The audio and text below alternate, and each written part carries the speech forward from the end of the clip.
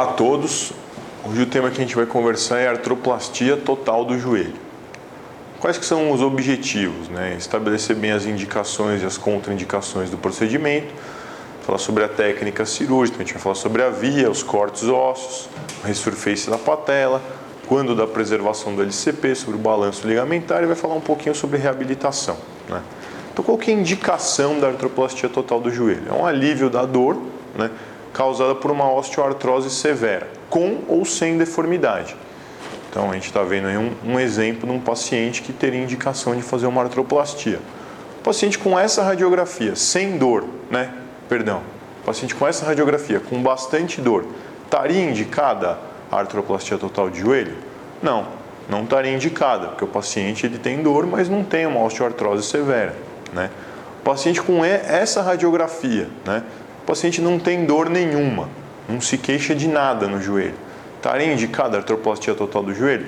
A princípio, não estaria indicada, por conta que o paciente está assintomático, não tem nenhuma queixa. Então, para ficar bem claro, a indicação é uma dor por uma osteoartrose severa, tá bom? Quais que são as contraindicações? As contraindicações, existem as contraindicações absolutas e as contraindicações relativas. Vamos falar primeiro sobre as absolutas. Primeiro é a infecção ativa, E pode ser uma infecção ativa no joelho, Pode ser uma infecção ativa em outros sítios, Então, por exemplo, se tiver uma infecção ativa no pé ou em outro local, você não vai fazer uma artroplastia pelo aumento de risco da infecção, Outra coisa é a lesão do mecanismo extensor. Se você tem uma lesão do mecanismo extensor, você acaba inviabilizando a realização de uma artroplastia, Um recurvato secundário a uma fraqueza muscular, também não deve ser feito, E se você tem uma artrodese indolor, que já está consolidada, está tudo bem, você também não vai reverter essa artrodese para uma artroplastia.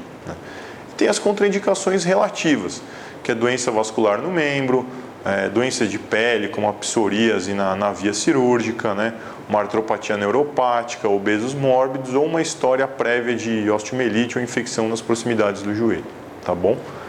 Vou falar um pouquinho sobre a técnica. Começar sobre a via cirúrgica. Normalmente a via é uma via longitudinal, mediana, e o acesso à articulação pode ser, na maioria das vezes, é feito por três maneiras, Você pode fazer uma via transquadricipital, onde você invade o quadríceps, pode fazer uma via por entre o músculo vasto, E você pode fazer uma via subvasto, Em raríssimos casos, você vai fazer uma artrotomia lateral, uma via parapatelar lateral.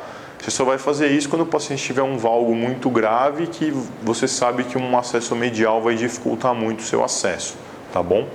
Então, a via parapatelar lateral fica reservado para esses casos só. E os cortes ósseos? Vou começar com o corte tibial. O corte tibial, o eixo anatômico da tíbia, ele é paralelo ao eixo mecânico, Então, o corte tibial, você vai fazer ele paralelo ao solo, Normalmente, você vai tirar de 8 a 10 milímetros do platô que estiver íntegro, você vai fazer a rotação do seu componente, vai estar no terço medial da tuberosidade anterior da tíbia. O slope que você vai colocar, vai depender se você vai preservar ou não o LCP, e o tamanho você vai evitar que ele fique saliente, Você vai apoiar bem ele na cortical, não vai deixar nem ele tão curto só na região metafisária, nem ele saliente incomodando as estruturas laterais e mediais. Então, tem um exemplo, Independente da deformidade óssea que você tiver, você sempre vai fazer um corte perpendicular, ao centro do tornozelo e perpendicular ao solo, tá bom? Então, aí a gente está vendo, o paciente tem um valgo, tem um defeito medial, então a gente vai tirar ou 10 milímetros do lateral ou 2 milímetros do medial, Então, fazendo um corte perpendicular ao tornozelo, a gente vê que a gente não tem um corte simétrico, a gente vai acabar sempre tirando mais de um lado do que do outro, E lembrar que quando a gente vai fazer o corte da tíbia, a gente tem que evitar ao máximo fazer um corte abaixo da cabeça da fíbula, porque a gente gera bastante instabilidade que você perde aí o suporte ligamentar, tá bom? O corte femoral. O corte femoral, normalmente a gente começa pelo corte femoral distal. O corte femoral distal é o corte que vai dar o eixo para a gente. A gente já cortou a tíbia, agora a gente vai cortar o fêmur e vai conferir o eixo do membro que vai ficar. Então, lembrar que o eixo anatômico do fêmur, ao contrário da tíbia, não coincide com o eixo mecânico. Eles têm uma diferença aí em torno de 6 graus, tá bom? Então você vai colocar um guia intramedular para fazer o corte no fêmur, né? E você tem que se atentar a isso para fazer o corte de maneira correta, tá bom? Então você já fez o corte distal, você já checou o eixo e agora você vai fazer o corte anterior, o corte posterior e os chanfros, né? O que a gente tem que se atentar nesse corte? A gente tem que se atentar na rotação do componente, né? Então, em rotação interna, a gente nunca deve colocar esse componente. Por quê? Porque você vai alterar muito o trekking patelar, tá bom? Então a gente vê essa situação aqui, né, em que o trekking patelar não ficou adequado, né? Então, como que a gente vê isso? A gente vê isso porque o dedo ali do cirurgião que está segurando a patela para colocar ela no trilho do fêmur, né? Então, quando acontece essa situação, para corrigir, né, ou você tem que fazer um release lateral, ou uma liberação lateral para voltar a patela para o trilho, e aí você consegue um deslizamento adequado dela sem nada segurando, tá bom? Você vê que ela está deslizando bem e está centrada ali na região da tróclea da artroplastia, tá bom? Então assim, normalmente a gente vai cortar com 3 graus de rotação externa em relação ao eixo bicondilar posterior, tá bom? Só que a gente tem que tomar cuidado quando? Quando o paciente tiver um valgo grave, ele pode ter um defeito ali do côndilo lateral, né? Então, tem que tomar cuidado porque você vai estar com um parâmetro alterado, né, nos pacientes que têm um valgo grave do côndilo lateral. Então, essa referência não se torna uma referência adequada no joelho valgo, né? Então, a gente tem que usar outras referências. Então, ou você tem que fazer um corte paralelo com a linha epicondilar, né? Ou um corte com 90 graus em relação à linha de Whiteside, que é a linha que passa no meio da tróclea, tá bom? Então a gente vai fazer o corte femoral, tá bom? Vai encaixar o guia, né? Você já cortou o fêmur distal, vai cortar o corte anterior, posterior e os chanfros, né? Para você fazer o encaixe da prótese. Porém, tem que tomar um cuidado com a cortical anterior, né? Então, por exemplo, nesse caso aqui, o corte anterior acabou invadindo um pouquinho discretamente a cortical, né? Isso, no pós-operatório, gerou uma fratura. Então, tem que tomar bastante cuidado com essa complicação se você invade a cortical anterior, tá bom? Vamos falar um pouquinho agora sobre o corte patelar, né? A gente faz sempre o corte patelar? Quando que substitui a patela? Quando que não substitui? Bom, se o paciente for magro, jovem, não tiver nenhuma doença inflamatória, como artrite reumatoide, tiver uma cartilagem boa e tiver um trekking adequado da patela, o ideal é não fazer o corte patelar, tá bom? Você está autorizado a não fazer o corte patelar. Nas outras situações, você acaba tendo que fazer, né, o resurface da patela. Só que a gente também tem que tomar alguns cuidados, principalmente em relação ao quanto que você pode tirar da patela, né? Então você tem que deixar pelo menos 12 milímetros de osso da patela. Você não deve tirar mais do que isso, porque você acaba aumentando bastante o risco de fratura de patela, tá bom? Então tem que tomar esse cuidado, tem que medir e ficar bastante atento na hora de fazer o corte patelar, tá bom? E qual que é o papel, né, do ligamento cruzado posterior numa artroplastia? A gente sacrifica, não sacrifica?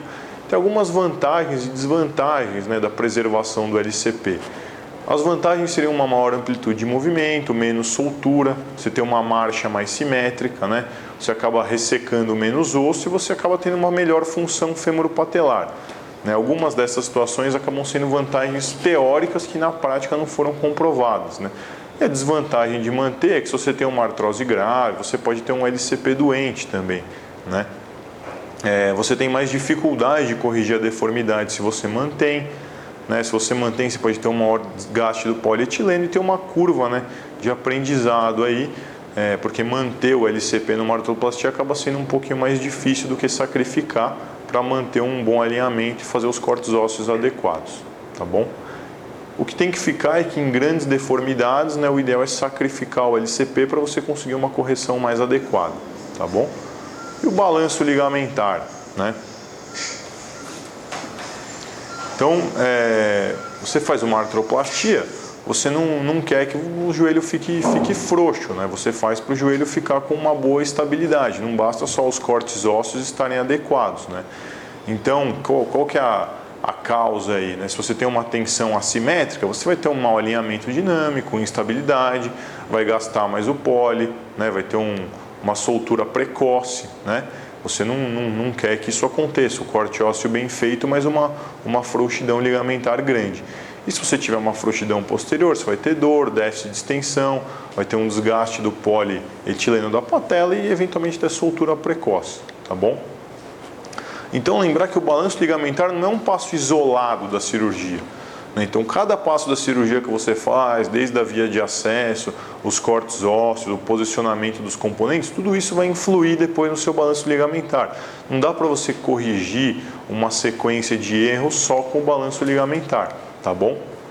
Então, lembrar das liberações mediais e laterais, elas têm que seguir uma ordem, né? Então, a ordem está descrita aí, você tem que lembrar que você tem que seguir isso, não dá para você pular um passo, né? E cada liberação que você fizer, você vai testar e ver se você já atingiu um balanço adequado.